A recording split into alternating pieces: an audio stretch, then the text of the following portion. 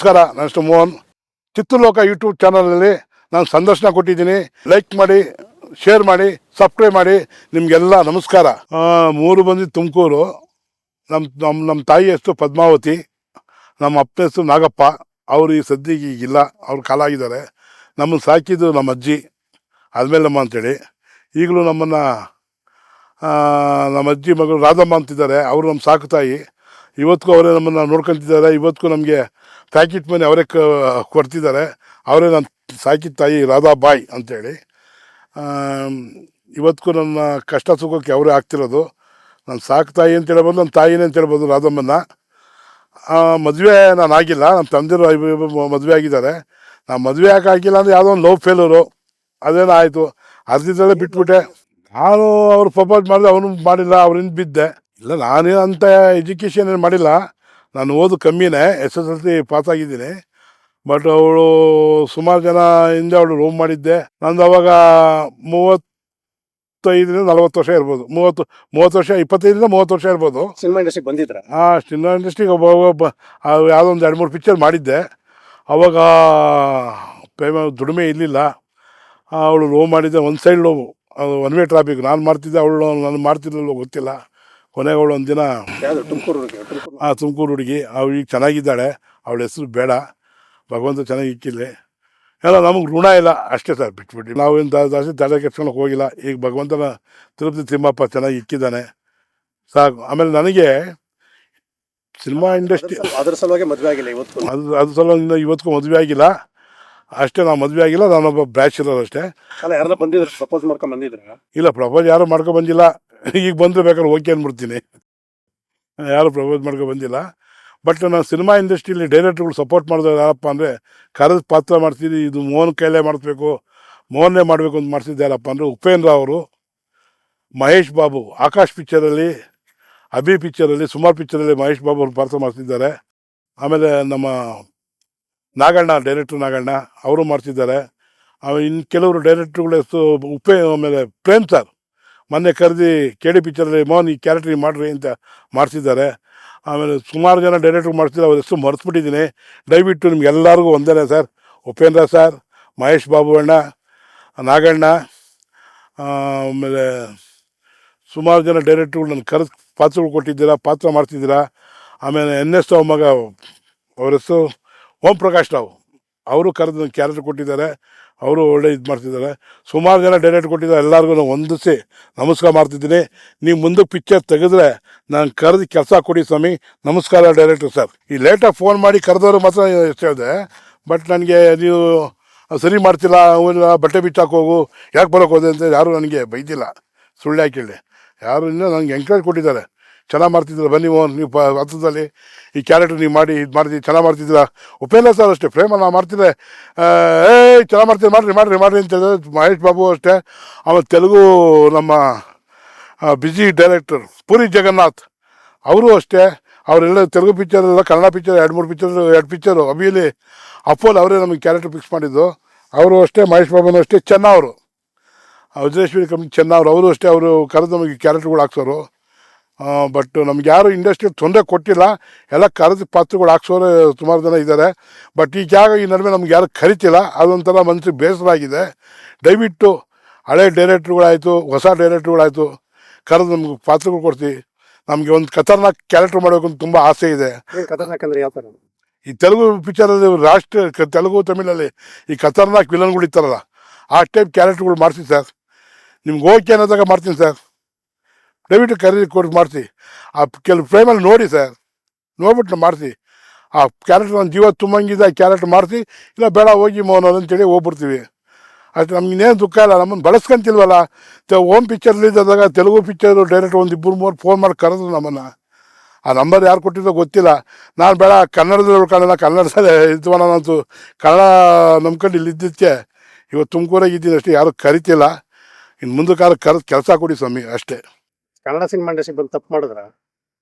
ತಪ್ಪು ಅನ್ನೋಕ್ಕಿಂತ ನಾನು ಒಂದು ಕಡೆ ನಂಬ್ಕೊಂಡು, ನಾನು ಅಲ್ಲೊಂದು ಕಾಲಿಕ್ಕಿ ಚೆನ್ನಾಗಿರೋದು ಅಂತ ನನಗೆ ಈಗ ಅನ್ನಿಸ್ತಾ ಇತ್ತು.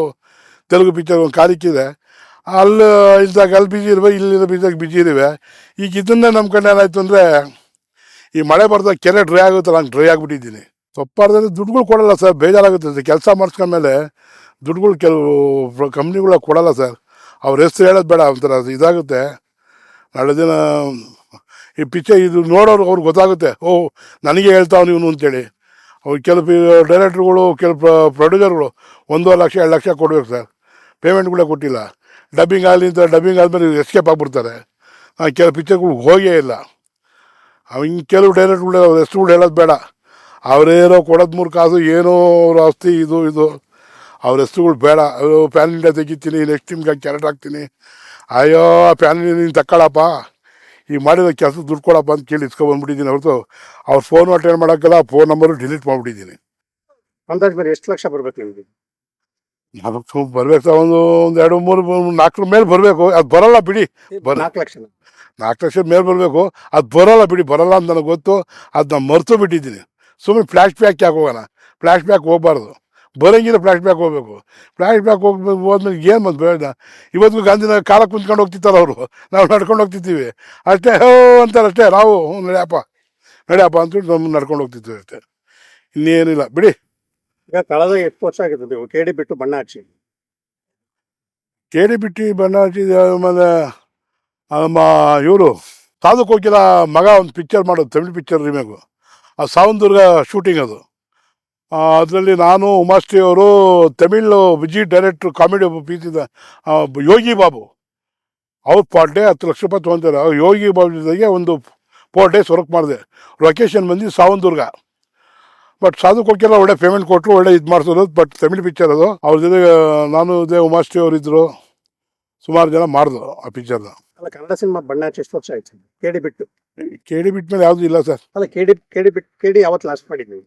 KD ಆಗಲ್ಲ, ಒಂದು ಆಗ್ತಾ ಬಂತು, 1 ವರ್ಷದ ಮೇಲೆ ಆಗ್ತಾ ಬಂತು, ಅಲ್ಲೇ ವರ್ಷ ಆಗ್ತಾ ಬಂತು ಅಲ್ಲೇ ಮಾಡಿದ್ದು.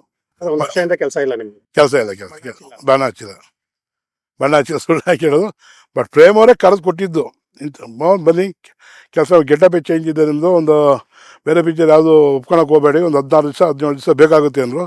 ಆಯ್ತಣ್ಣ ಅಂತೇಳಿ ಕಂಪ್ಲೀಟ್ ಮಾಡಿದೆ. ಬಟ್ ಆ ಪಿಕ್ಚರಲ್ಲಿ ಅವರು ನನಗೆ ಕಾರಿಗೆ ವ್ಯವಸ್ಥೆ ಮಾಡೋದು, ತುಮಕೂರಿಂದ ಒಂದು ಹೋಗೋಕ್ಕೆ ಕಾರಾಗಿ ಬಂದುಬಿಡಿ, ಅದು ವ್ಯವಸ್ಥೆ ಮಾಡ್ತೀನಿ ಅಂತ ಪ್ರೇಮ್ ಸರ್ ಹೇಳಿ ಕಾರಿನ ವ್ಯವಸ್ಥೆನ ಮಾಡಿಕೊಟ್ಟಿದ್ರು. ಒಳ್ಳೆ ಪೇಮೆಂಟು ಬಂತು, ಒಳ್ಳೆ ಕ್ಯಾರೆಕ್ಟ್ರ್ ಮಾಡಿಸಿದ್ರು ಅವರು. ಪ್ರೇಮ್ ಅವರಿಗೆ ನಮಸ್ಕಾರ. ಅಲ್ಲ, ಕಳೆದ 5 ವರ್ಷದಿಂದ ನೀವು ನೆಟ್ಟಿ ಬಣ್ಣನೇ ಹಚ್ಚಿಲ್ಲ? ಇಲ್ಲ, ಹಚ್ಚಿಲ್ಲ ಸರ್. 5 ವರ್ಷದಿಂದ ಹಚ್ಚಿರೋದು ಒಂದೇ? ಒಂದೇ. ಎಷ್ಟು ವರ್ಷ ಆಯ್ತು ಹಾಗಾದ್ರೆ? ಸುಮಾರು ದಿನ ಆಯಿತು. ಸುಮಾರು ಜನ ಫೋನ್ ಮಾಡ್ತಾರೆ, ಆ ಪೇಮೆಂಟ್ಗಳು ಸರಿ ಇರೋಕ್ಕಿಲ್ಲ, ಅದಕ್ಕೆ ನಾನು ಬರೋಕ್ಕಿಲ್ಲಪ್ಪ ಅಂತ ಹೇಳ್ತೀನಿ. ಕೆಲಸ ಬರೋದು ಪೇಮೆಂಟ್ ಕೊಡ್ತೀನಿ ಅಂತಾರೆ, ಹಿಂಗೆ ಅಂತಾರೆ. ಏನೋ ಕ್ಯಾರೆಕ್ಟ್ ಚೆನ್ನಾಗಿರಬೇಕು, ಒಂದು ವಾರ 15 ದಿವಸ ಕ್ಯಾರೆಕ್ಟ್ ಆದರೆ ಏನೋ ಪೇಮೆಂಟ್ಗೂ ನಾವು ಕಮ್ಮಿ ಒಪ್ಕೊಂಡು ಹೋಗ್ಬೋದು. ಒಂದು ದಿನಕ್ಕೆ ಇಷ್ಟು ಕೊಡ್ತೀನಿ ಬಾ ಅಂತ ಹೇಳಿದ್ರೆ ಆ ಜೂನೇ ಅಂಟಿತ್ತು. ಅಯ್ಯೋ, ಅದು ಹೇಳಕ್ಕೆ ಒಂಥರ ನಾಚಿಕೆ ಆಗುತ್ತೆ ಸರ್. ನಮ್ಮ ಕನ್ನಡ ಇಂಡಸ್ಟ್ರಿ ಸರ್, ರೋಡಾಗಿ ಹೋಗ್ತಿದ್ರು ಜನ, ಏನು ರೀ ನೀವು ಫಿಲಮ್ ಆರ್ಟಿಸ್ಟು, ಕಾರ್ ತೊಗೊಂಡೋಗ್ಬಿಟ್ಟು ಹೀರೋ ಹೊಂಡದಲ್ಲಿ ಹೋಗ್ತಿದ್ದೀರ ಅಂತಾರೆ. ನಾನು ಮನಸ್ಸಲ್ಲಿ ಅಯ್ಯೋ ಹುಡ್ಕು ನನಗೆ ಓದ್ತೀನಿ, ಲಕ್ಷ ಗಟ್ಟಲೆ ತೊಗೊತೀರಂತೆ ನೀವು. ಅದಕ್ಕೆ ಯಾರು ಕೊಡೋದು ಯಾರು? ಅವ್ರು ಹೇಳ್ತಾರೆ ಲಕ್ಷ ಗಟ್ಟಲೆ ತೊಗೊತೀನಿ ಅಂತ, ಕೊಡೋದು ಯಾರು? ಲಕ್ಷ ಕೊಡೋದು, ಲಕ್ಷ ಆಗಿದೆ. ಸುಮ್ಮನೆ ಜನದ ಮುಂದೆ ಜಮವಾಗಿದ್ದೀವಿ, ಹೋಗ್ತಿದ್ರು ನೋಡು, ಪಿಕ್ಚರ ಮಾಡ್ತಾನೆ ಕಣೋ ಇವನು ಅಂತ ಹೇಳ್ತಾರೆ ಅಷ್ಟೇ. ಬಟ್ ಪೇಮೆಂಟ್ ಏನೋ 1000 ರೂಪಾಯಿ ಕೊಡ್ತಾರೆ, ಲಕ್ಷಾಂತರ ರೂಪಾಯಿ ಕೊಡ್ತಾರೆ ಅಂತ ಹೇಳಿದ್ರು. ಲಕ್ಷಾಂತರ ರೂಪಾಯಿ ನಿಲ್ಲಿಸಿದ್ದಾರೆ, ಪೇಮೆಂಟ್ ಕೊಟ್ಟಿಲ್ಲ ನಮಗೆ. ನಾವು ವಾರಗಟ್ಟಲೆ ತಿಂಗಳಾಗಟ್ಟಲೆ ಕೆಲಸ ಮಾಡಿದ್ದೀವಿ, ಕನ್ವೀನ್ಸ್ ಇಲ್ದೇ ಕೆಲಸ ಮಾಡಿದ್ದೀವಿ ಸರ್. ಕೆಲವು ಪಿಕ್ಚರ್ಗಳಿಗೆ ಹೇಳಬಾರ್ದು, ಒಂಥರ ಅಭಾಸ ಆಗುತ್ತೆ. ಅಯ್ಯೋ, ಬಟ್ ಅವ್ರು ಎಷ್ಟು ಹೇಳೋಕೆ ಒಂಥರ ಅಸಹ್ಯ. ದೊಡ್ಡ ಪ್ರೊಡ್ಯೂಸರ್ ಅವರು, ದೊಡ್ಡ ಪಿಕ್ಚರ್ ಮಾಡೋರೆ, ಅವ್ರು ಎಷ್ಟು ಹೇಳೋಕೆ ಒಂಥರ ಅಸಹ್ಯ ಆಗುತ್ತೆ. ಫೋನ್ ಹಚ್ಚಲ್ಲ, ಬ್ಲ್ಯಾಕ್ ಲಿಸ್ಟ್ಗೆ ಹಾಕಂತಾರೆ ನಂಬರ್ನ. ದುಡ್ಡು ಕೇಳ್ತಾನೆ ಇವನು ಅಂತೇಳಿ. ಏನು ಮಾಡ್ತೀರಿ ಅಂತ ಅವ್ರಿಗೆ ಎಷ್ಟು ಬೇಜಾರಾಗುತ್ತೆ ಗೊತ್ತಾ ಸರ್. ಆ ಪೊಸಿಷನಲ್ಲಿ ಅವರೇ ನಾನು ನನ್ನ ಪೊಸಿಷನ್ ಇದ್ದೆ, ಅವ್ರ ಪೊಸಿಷನ್ ನಾನಿದ್ದಾಗ ನಾನು ಅವ್ರ ನಂಬರ್ನ ಬ್ಲ್ಯಾಕ್ ಲಿಸ್ಟ್ಗೆ ಹಾಕಿದ್ರೆ ಎಷ್ಟು ಬೇಜಾರಾಗುತ್ತೆ. ಬೇರೆ ನಂಬರಿಂದ ಮಾಡೋದು ಫೋನ್ ರಿಂಗ್ ಆಗುತ್ತೆ, ಫೋನಲ್ಲಿ ಮಾತಾಡ್ತಾರೆ. ಅದು ಆಮೇಲೆ ಕಟ್ ಮಾಡಿ 3 ದಿವಸ ಮಾಡೋದು ಬ್ಲ್ಯಾಕ್ ಲಿಸ್ಟ್ಗೆ ಹಾಕಿದ್ದಾರೆ ಆ ನಂಬರನ್ನು. ಇಂಥ ಪ್ರೊಡ್ಯೂಸರ್ ನಮ್ಮ ಕನ್ನಡದಲ್ಲಿದ್ದಾರೆ, ಏನು ಮಾಡ್ತೀರಾ?